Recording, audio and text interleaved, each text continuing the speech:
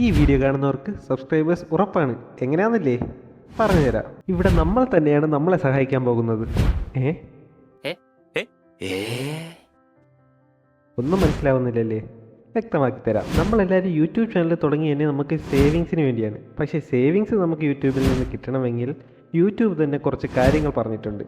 അതിന് നമുക്ക് കുറച്ച് സബ്സ്ക്രൈബേഴ്സിനും നമുക്ക് കുറച്ചധികം വാച്ച് ഓവേഴ്സും ആവശ്യമുണ്ട്. അത് എത്രയും പെട്ടെന്ന് കിട്ടണമെന്നുണ്ടെങ്കിൽ നമ്മളെ കണ്ടന്റ് അത്രയും കിടിലുമായിരിക്കണം. നല്ല എഡിറ്റിങ്ങും നല്ല സ്കിൽസും ഇതുപോലെ തന്നെ നല്ല കണ്ടന്റ് ക്വാളിറ്റിയൊക്കെ ആവശ്യമുണ്ട്. പക്ഷേ ഇതൊന്നുമില്ല. ചെറിയ യൂട്യൂബ് ചാനൽ തുടങ്ങുന്നവർക്ക് വേണ്ടിയുള്ള വീഡിയോ ആണ് ഇത്.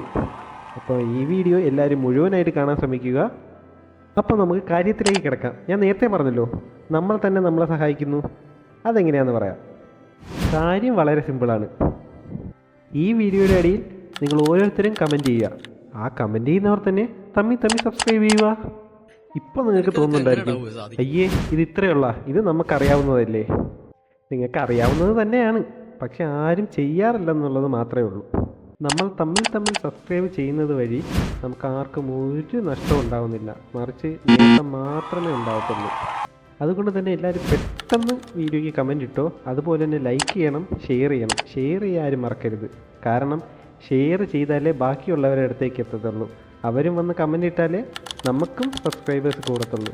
അങ്ങനെ തമ്മിൽ നമ്മൾ തന്നെ നമ്മളെ വളർത്താനുള്ള ഒരു ഐഡിയ ആണ് ഈ പറയുന്നത്. അതെ, ഈ വീഡിയോയിൽ എങ്ങനെ നമുക്ക് സബ്സ്ക്രൈബേഴ്സിനെ കിട്ടാം എന്ന് മാത്രമേ ഉള്ളൂ. നമുക്ക് പൈസ കിട്ടണമെങ്കിൽ സബ്സ്ക്രൈബേഴ്സ് മാത്രം പോരാ, വാച്ച് അവേഴ്സ് എന്ന് പറയുന്നൊരു സാധനം കൂടി നമുക്ക് വേണം. അപ്പോൾ അതെങ്ങനെ കിട്ടാമെന്ന് ഞാൻ അടുത്ത വീഡിയോയിൽ പറയുന്നതായിരിക്കും. അപ്പോൾ നിങ്ങൾക്ക് ഈ വീഡിയോ ഇഷ്ടപ്പെട്ടിട്ടുണ്ടെങ്കിൽ ലൈക്ക് ചെയ്യുക, സബ്സ്ക്രൈബ് ചെയ്യുക, ഷെയർ ചെയ്യുക. നമുക്കൊന്നിച്ച് മുന്നേറാന്നേ.